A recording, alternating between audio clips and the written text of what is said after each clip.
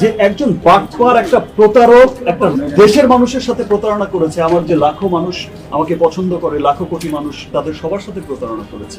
আমাদের মমতাময়ী প্রধানমন্ত্রী শেখ হাসিনার পরিচয়। দেশে ছাত্র আন্দোলনের মাধ্যমে শেখ হাসিনার পতন হয়েছে, কিন্তু শেখ হাসিনা পদত্যাগ করে চলে গেলে আবারও দেশে অস্থিতিশীল দেখা দেয়। এর মধ্যে অনেকেই মাঠে নামে শেখ হাসিনাকে দেশে ফিরিয়ে আনতে।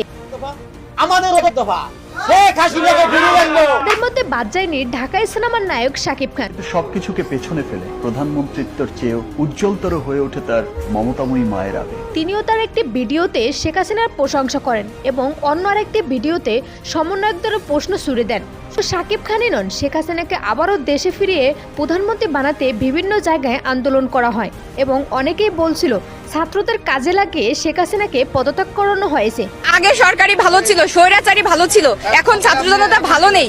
এবং সেই সমন্বয়কদের এখন দামি গাড়ি বাড়িতেও থাকতে দেখা যাচ্ছে।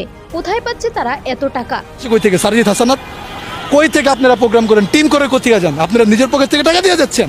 সোবের সমন্বয়কদের নিয়ে আপনার মতামত কি জানিয়ে দিন কমেন্ট করে।